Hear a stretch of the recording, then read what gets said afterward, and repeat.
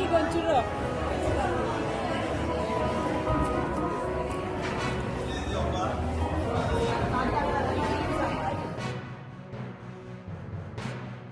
ಶುದ್ಧವಾಗಿ ತಯಾರಿಸಿದ ಆಹಾರ ಪದಾರ್ಥಗಳು, ಮಹಿಳೆಯರ ಮನೆಯಲ್ಲಿ ತಯಾರಿಸಿದ ಹ್ಯಾಂಡಿಕ್ರಾಫ್ಟ್ಗಳನ್ನ ಮಾರುಕಟ್ಟೆ ಮಾಡೋ ನಿಟ್ಟಿನಲ್ಲಿ ನಾವು ಅದನ್ನು ಪ್ರತಿ ತಿಂಗಳಿಗೆ ಒಂದು ಸಾರಿ, 6 ತಿಂಗಳಿಗೆ ಒಂದು ಸಾರಿ ದೊಡ್ಡ ದೊಡ್ಡ ಸಂತೆ, ಪ್ರತಿ ತಿಂಗಳು ಸಣ್ಣ ಸಣ್ಣ ಸಂತೆಗಳನ್ನು ಆ ಸಂತೆಗಳನ್ನು ನಾವು ಮಾಡ್ತಾ ಬಂದಿದ್ದೀವಿ.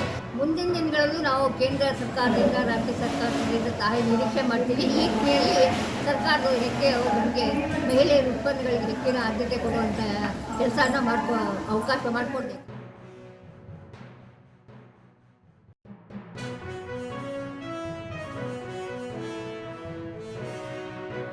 ಆತ್ಮೀಯ ಆಹಾರ ನೇಮ್ನಲ್ಲಿ ನಾನು ಶುದ್ಧ ಮರದ ಗಾಣದ ಎಣ್ಣೆಯನ್ನು ಉತ್ಪಾದಿಸ್ತಾ ಇದ್ದೀನಿ. ಅದ್ರ ಜೊತೆಗೆ ನಂದು ಮಜ್ಜಿಗೆ ಮೆಣಸು, ಕೊಬ್ಬರಿ ಎಣ್ಣೆ, ಶೇಂಗಾ ಎಣ್ಣೆ, ಸುಕೇಲಿ, ರಸಂ ಪೌಡ್ರು, ಸಾಂಬಾರು ಪುಡಿ ಇತ್ಯಾದಿಗಳನ್ನು ನಾನು ಮಾಡ್ತಾ ಇದ್ದೀನಿ.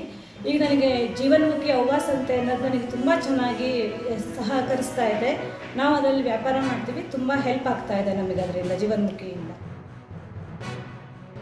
PMFME ಸ್ಕೀಮ್ ನಡಿಯಲ್ಲಿ ಲೋನ್ ತೊಗೊಂಡಿದ್ದೀನಿ.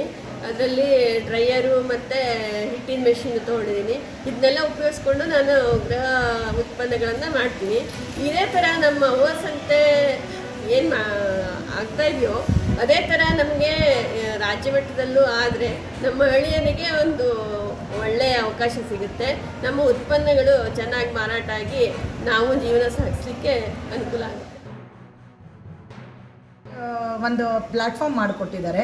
ಇದು ಎಲ್ಲ ಲೇಡೀಸಿಗೂ ಒಂದು ಮುಖ್ಯವಾದ ಇದು ಬಳಸ್ಕೋಬೇಕು ಅಂತ ಅನ್ಕೊಂತೀನಿ. ಮಾರ್ಕೆಟು ಎಲ್ಲರೂ ಇಲ್ಲಿ ಮಾರ್ಕೆಟಿಗೆ ಬಂದು ಒಳ್ಳೆ ನಮ್ಮ ಮಾಡೋ ಪ್ರಾಡಕ್ಟು ಬಂದು ಬೈ ಮಾಡಿ. ಆರ್ಗ್ಯಾನಿಕ್ ಪ್ರಾಡಕ್ಟ್ಸ್ ನಾನು ತಯಾರು ಮಾಡಿರೋದು. ಕರ್ಪೂರ ಸೋಪ್ ಆಗಿರಲಿ, ಪಿಗ್ಮೆಂಟೇಷನ್, ಪಿಂಪಲ್ಸ್, ಇಲ್ಲೆಲ್ಲ ಮಕ್ಕಳಿಗೆ ಪಿಂಪಲ್ಸ್ ಆಗುತ್ತೆ, ಅದು 100% ರಿಸಲ್ಟ್ ಬರುತ್ತೆ. ಅದೇ ಥರ ಆರ್ಗ್ಯಾನಿಕ್ ಭಾಳಷ್ಟು ಪ್ರಾಡಕ್ಟ್, ತಿಂಡಿಗಳು, ಬ್ಯಾಗ್ಗಳು, ಬಟ್ಟೆಗಳು ಭಾಳಷ್ಟು ಮಾರ್ಕೆಟಲ್ಲಿ ಬಂದಿದೆ. ಎಲ್ಲರೂ ಸೇರಿ ನಾವು ಮಾಡ್ತಾ ಇದ್ದೀವಿ.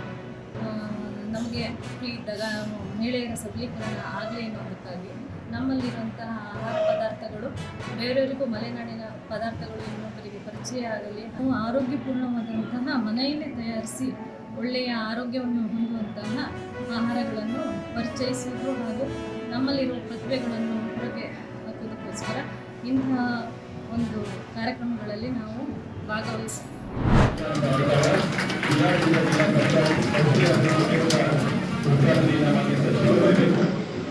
ಒಂದು ಉದ್ಯೋಗಕ್ಕೊಂದು ಇಂಟರ್ವ್ಯೂ ಹೋಗ್ತೀವಿ ಅಂತ ಹೇಳಿದ್ರೆ ಈ ಕೌಶಲ್ಯ ಅಭಿವೃದ್ಧಿ ಉದ್ಯಮಶೀಲ ಶಿಕ್ಷಣ ಸಚಿವರು ಒದಗಬಂದಾಗ ಎಲ್ಲ ಯುವಕರಿಗೆ ಸಾಮಾನ್ಯರನ್ನ ಸಮೃದ್ಧಗೊಳಿಸುವಂತಹ ದೊಡ್ಡ ಯೋಜನೆಗಳಾಗಬೇಕು.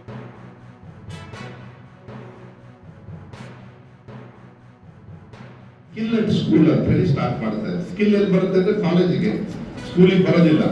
ಆದ್ರೆ ನಾವು ಮಕ್ಕಳನ್ನ ತಯಾರಿ ಮಾಡೋದು ಸ್ಕೂಲ್ ಮಟ್ಟದಲ್ಲೇ ಮಾಡಬೇಕು ಅಂತ ಹೇಳಿ 8, 9, 10, 11, 12ನೇ ಕ್ಲಾಸ್, ಯಾಕಂದ್ರೆ ನನ್ನ ಇಲಾಖೆ 12ನೇ ಕ್ಲಾಸ್ ವರೆಗೂ ಬರುತ್ತೆ. ಸ್ಕಿಲ್ ಅಂಡ್ ಸ್ಕೂಲ್ ಅಂತ ಈಗ ಮುಂದಿನ ವರ್ಷದಿಂದ ಶುರು ಮಾಡ್ತಾ ಇದೀವಿ.